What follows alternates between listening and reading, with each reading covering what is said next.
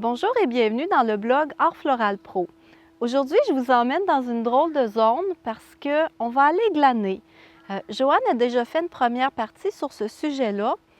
Moi, je vous amène voir divers éléments, des végétaux qui sont indigènes pour vous donner une meilleure idée comment les travailler. Parce que mon expérience de formateur m'a appris que trop souvent, il y a toute une manne autour de nous et qu'on ne sait pas comment l'utiliser et souvent on ne la reconnaît même pas. Alors, je vous invite à venir prendre une marche avec moi. Tout de suite en partant, on a de la quenouille ici. C'est sûr que si vous la présentez à votre client comme étant de la quenouille, c'est peut-être moins vendeur.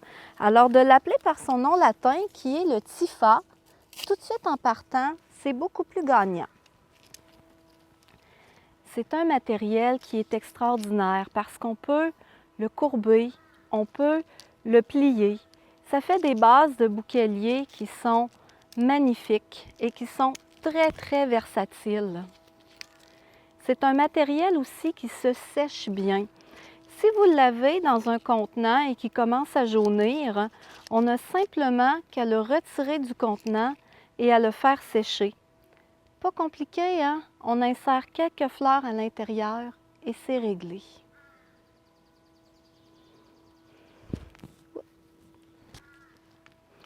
Venez avec moi. Ah, je viens de voir quelque chose d'intéressant.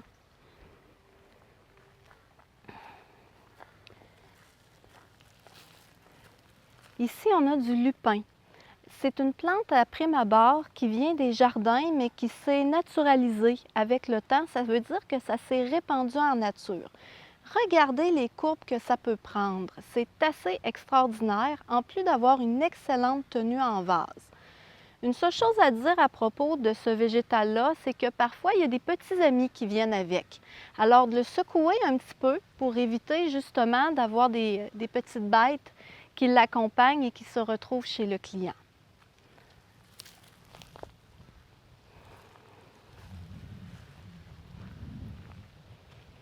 On va aller là. Un autre élément qui peut être très intéressant, tout ce qui est graminées sauvages. Excellente tenue en vase, en plus d'avoir une très belle délicatesse. Si vous remarquez la texture de cet élément, c'est magnifique avec tout ce qui est fleurs dites délicates, toutes les fleurs champêtres. Ce sont des végétaux qui sont assez extraordinaires à travailler. Je vois encore autre chose d'intéressant. Ça ici. Je ne connais pas le nom de cette plante, alors si parmi vous, il y en a qui connaissent le nom, ce serait gentil de nous l'écrire en commentaire. C'est une graminée qui est très belle. Elle a un port qui est intéressant. Elle a une feuille alterne aussi qui tient très bien en vase, autant qu'en mousse florale. Elle a une jolie texture. La couleur brune s'allie très bien avec tout ce qui est orangé, tout ce qui est rose et encore une fois, crée une belle délicatesse à l'intérieur d'un montage.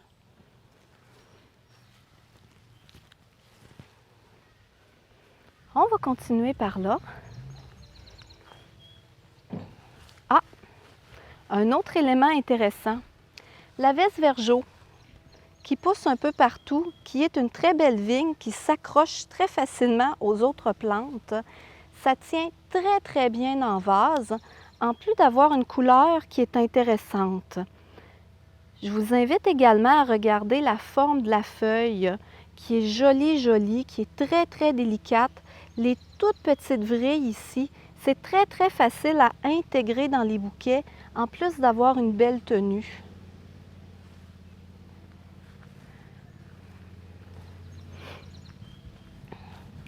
Je vois-tu d'autres choses? Ah, ben oui. Ici, nous avons un framboisier sauvage, dit odorant. Donc, oui, ça porte des fruits, mais les fruits ne sont pas extraordinaires au goût. Par contre, ça a une courbe qui est très jolie, en plus d'avoir le feuillage qui est situé au bout de la branche. Donc, sans avoir besoin d'élaguer, on est capable d'aller chercher une courbe qui est assez extraordinaire, beaucoup de volume et ça tient très très bien en vase également. Et puis là, en me penchant, je découvre une belle petite chose.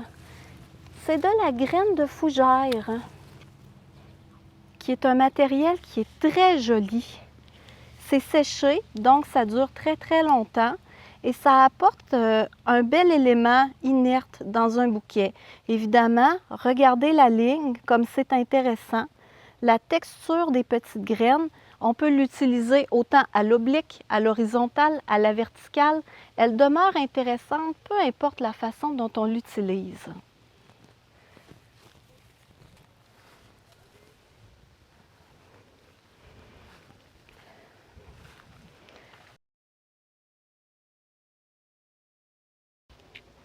Souvent, quand on fait du glanage, quand on s'en va vers notre lieu de cueillette, on rencontre toutes sortes de choses. À venir jusqu'à maintenant, on n'est pas encore entré dans le sous-bois et on a vu toutes sortes de trucs qui pouvaient être utilisés. Maintenant, qu'est-ce que je vois? Je vois un joli tas de branches là-bas. Souvent, les gens, quand ils nettoient leur terrain, ils vont se débarrasser comme ça de végétaux, de branches, de toutes sortes de feuilles dont ils ne veulent plus. Ils mettent ça sur le bord du chemin.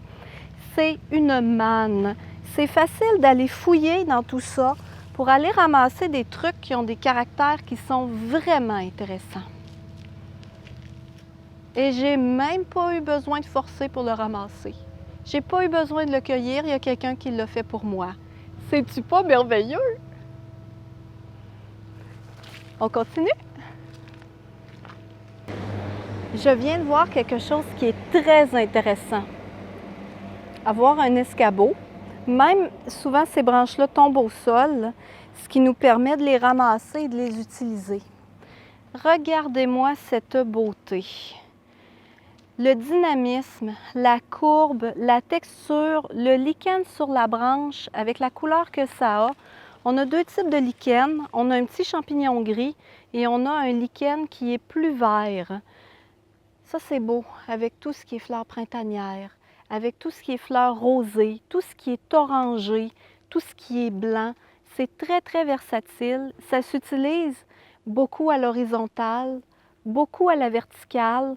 On peut utiliser des parties de branches qu'on peut venir ramener par-dessus la composition. C'est quelque chose de magnifique. Quand vous en trouvez, ça vaut la peine de les ramasser.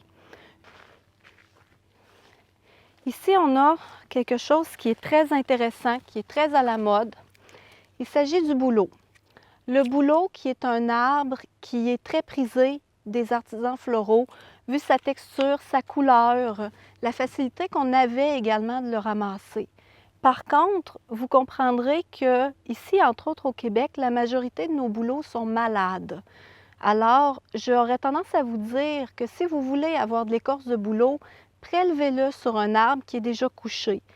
Sinon, on peut toujours prélever la partie qui se détache naturellement, venir la couper ici au ciseau. Mais il ne faut pas tirer sur l'écorce parce que sinon, on crée une porte d'entrée pour les maladies et on risque de tuer un arbre qui est déjà affaibli et donc de ne pas pouvoir en profiter dans les années à venir.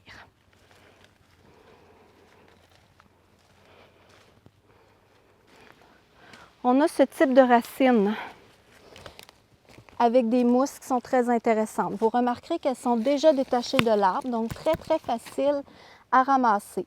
Celles-ci, par contre, n'ont pas de solidité. On les utilise vraiment pour faire des travaux de finition. Si on regarde partout autour, vous allez voir de ces magnifiques branches qui jonchent le sol. J'ai ici de la branche de cèdre. Regardez la courbure. Les branches de cèdre ont cette courbure de manière naturelle et c'est très difficile quand on est en montage avec des végétaux frais d'aller chercher ce graphisme. D'ailleurs, chez les fournisseurs, c'est souvent ce graphisme-là qui nous manque pour créer des choses qui sont intéressantes. De là l'importance du glanage. Aller chercher l'élément de créativité qui nous manque. Regardez ce qu'on a ici. On a une très belle talle de mousse. Des mousses, il en existe de toutes les variétés possibles et imaginables. Ici, on a ce qui me semble être une sélaginelle. C'est un matériel qui est magnifique, qui se sèche très bien, qui se conserve, qui se teint si on veut conserver une fois qu'il est sec sa couleur naturelle. Par contre, il faut comprendre que c'est un matériel qui prend énormément de temps à pousser et à se répandre. Par exemple, si je vous parle d'une autre variété qui s'appelle la mousse-boule, pour avoir une quantité de mousse-boule comme ça peut prendre jusqu'à 20 ans. Donc, encore une fois, quand on recueille la mousse, on essaie de se montrer intelligent et de ne pas recueillir tout. On en laisse pour qu'elle puisse perdurer.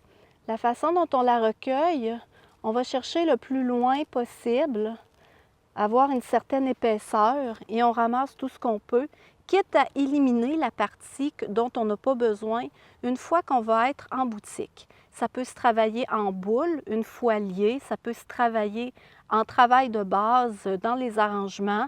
Il y a 1001 trucs qu'on peut faire avec ça.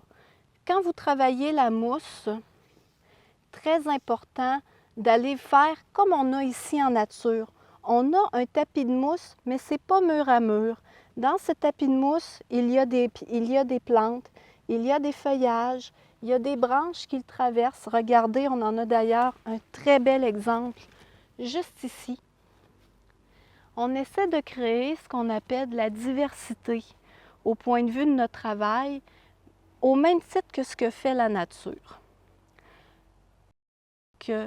C'est ce qui conclut notre vidéo sur le glanage. J'espère que cette vidéo vous aura permis de voir à quel point les végétaux indigènes peuvent nous offrir beaucoup de possibilités. Il y a beaucoup de choses que l'on peut utiliser et ça ne coûte pas cher.